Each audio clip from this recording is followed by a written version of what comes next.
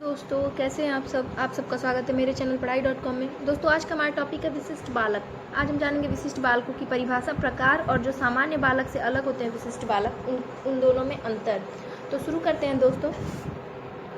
विशिष्ट बालक से तात्पर्य ऐसे बालकों से है जो सामान्य बालकों की अपेक्षा शारीरिक, मानसिक, शैक्षिक अथवा सामाजिक दृष्टि से पर्याप्त विभिन्नता रखते हैं।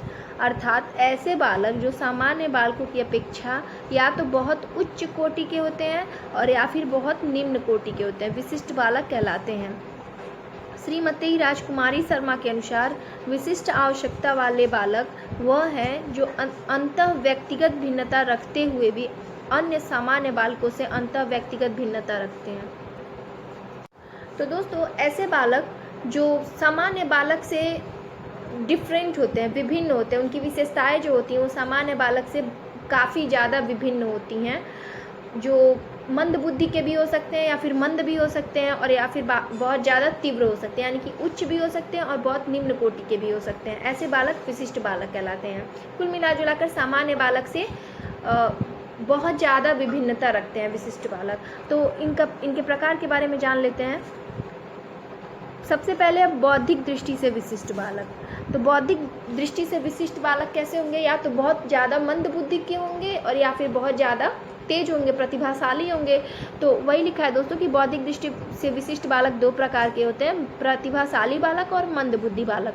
आगे है शैक्षिक दृष्टि से विशिष्ट बालक, तीव्र बालक और पिछड़ा बालक, यानी कि जो शिक्षा में तीव्र है, तेज है, और जो पिछड़ा बालक है जिसे शिक्षा प्राप्त ही नहीं हुई। आगे शारीरिक दृष्टि से विभिन्न बालक या विशिष्ट बालक। तो पहला है श्रवण बाधिक बालक, जिनको जो सुनने में जिनको दिक्कत होती है या फिर कम सुनने वाले होते हैं। दूसरा है कम सुनने वाले बालक। श्रवण बाधिक का मतलब सुनाई नहीं देता है बिल्कुल, कम सुनने वाला मतलब थोड़ा कम सुनता है, अंधे बालक या दृष्टिबाधित बालक। और चौथा है दृष्टि दोष से युक्त बालक, यानी कि किसी की नज़दीकी खराब होती है, किसी की दूरी। और वाणी दोष युक्त बालक, जो बोल नहीं सकते। दिव्यांग बालक, जिनका हाथ पैर काम नहीं करता है, गतिशील नहीं होते हैं, तो ऐसे बालक को दिव्यांग बालक कहते हैं। अब है समस्यात्मक दृष्टि से विशिष्ट बालक। तो सामाजिक दृष्टि से कुसमायोजित बालक। समायोजित दृष्टि से कुसमायोजित बालक का अर्थ है दोस्तों कि ऐसे बालक जो असामाजिक कार्य करते हैं, जो हर जगह उपलब्धि नहीं दे सकते और समायोजन नहीं कर सकते, मतलब कि बुरे कार्य करते हैं, चोरी करते हैं, गाली देना, झूठ बोलना, ये सब काम जो करते हैं उन्हें सामाजिक दृष्टि से कुसमायोजित बालक कहते हैं। और दूसरा संवेगात्मक असंतुलित बालक, जिनमें संवेगों की कोई स्थिति पता नहीं चलती है, संतुलित नहीं होती है संवेगों की स्थिति, उसे संवेगात्मक असंतुलित बालक कहते हैं। ये तो हमने जाना दोस्तों कि विभिन्न किस प्रकार से होते हैं सामान्य बालक से विशिष्ट बालक, और इनके प्रकार के बारे में भी जाना। अब हम जानेंगे विशिष्ट एवं सामान्य बालकों में अंतर क्या क्या है, ये जानेंगे। अंतर तो विशिष्ट बालक और सामान्य बालक, इसे हमने दो पार्ट में डिवाइड कर लिया। अब हम जानेंगे एक एक करके। तो पहला है विशिष्ट बालक प्रायः शारीरिक रूप से अस्वस्थ या दिव्यांग होते हैं। मतलब विशिष्ट बालक वे बालक भी होते हैं जो अस्वस्थ होते हैं शारीरिक रूप से और दिव्यांग होते हैं, जो जिनके हाथ पैर गतिशील नहीं होते हैं, कुछ कार्य नहीं कर सकते, एक जगह बैठे होते हैं, तो दिव्यांग बालक।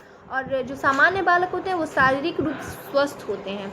दूसरा अंतर है दोस्तों, ये बालक मानसिक बीमारियों से जल्दी ग्रसित हो जाते हैं, और सामान्य बालक जो होते हैं शारीरिक रूप से स्वस्थ होने के कारण मानसिक बीमारियों से जल्दी ग्रसित नहीं होते हैं। तीसरा है दोस्तों विशिष्ट बालक समाज में, यानी कि जो विशिष्ट बालक है वे समाज में विद्यालय के साथ सही से समायोजन नहीं कर पाते, यानी कि जो विशिष्ट बालक होते हैं वो ना ही समाज में समायोजन कर पाते और ना ही विद्यालय में। परंतु उनके विपरीत जो सामान्य बालक होते हैं दोस्तों, वे समाज और विद्यालय दोनों में साथ साथ समायोजन कर सकते हैं। और उसके बाद है दोस्तों विशिष्ट बालकों का संवेगों पर प्रायः नियंत्रण नहीं होता, मतलब वो कभी भी क्रोधित हो सकते हैं, घृणा कर सकते हैं, आनंदित हो सकते हैं या प्रेम कर सकते हैं, जिसके कारण उनमें प्रेम, घृणा, आनंद, क्रोध का सही ढंग से प्रदर्शन नहीं कर पाते हैं वे लोग। और जो सामान्य बालक होते हैं वे अपने संवेगों पर नियंत्रण रखने में सफल होते हैं। आगे है विशिष्ट बालकों की बुद्धि लब्धि प्रायः 90 से कम होती है, यानी कि जो विशिष्ट बालक होते हैं, विभिन्न बालक होते हैं, उनकी बुद्धि लब्धि हमेशा प्रायः से कम होती है, लेकिन सामान्य बालक की बुद्धि लब्धि 90 से 110 के बीच होती है। विशिष्ट बालक प्रायः अंतर्मुखी होते हैं, यानी कि किसी भी जगह पे रहें, चाहे वो घर में रहें बाहर रहें, वो अपनी बात किसी के सामने नहीं रख सकते। शर्मीले टाइप्स होते हैं, अंतर्मुखी होते हैं। लेकिन सामान्य बालक प्रायः उभयमुखी होते हैं, क्योंकि जब ये विद्यालय जाते हैं या फिर कहीं घूमने जाते हैं, फिर घर में ही ये बालक, सामान्य बालक जो होते हैं, वो बातचीत करने में सक्षम होते हैं, अपनी बात किसी के सामने रख सकते हैं। या फिर एग्जाम्पल ले लीजिए, उभयमुखी बालक का मतलब कि जब शिक्षक कोई प्रश्न पूछता है तो तुरंत जवाब देते हैं, तो ऐसे बालक उभयमुखी होते हैं। लेकिन विशिष्ट बालक को अगर शिक्षा दी भी जाए तो धीरे धीरे उनमें अंतर आता है। वो शुरू में तो अंतर्मुखी रहते हैं, अगर शिक्षक कोई सवाल पूछते हैं तो तुरंत जवाब नहीं देते हैं। तो दोस्तों ये रहा हमारा विशिष्ट और सामान्य बालक में अंतर। तो दोस्तों अगर आपको आज की वीडियो पसंद आई तो लाइक करें, फ्रेंड्स में शेयर करें, चैनल पर नए तो सब्सक्राइब करें और बेल आइकन को प्रेस करें नए वीडियोज़ के लिए। Thank you.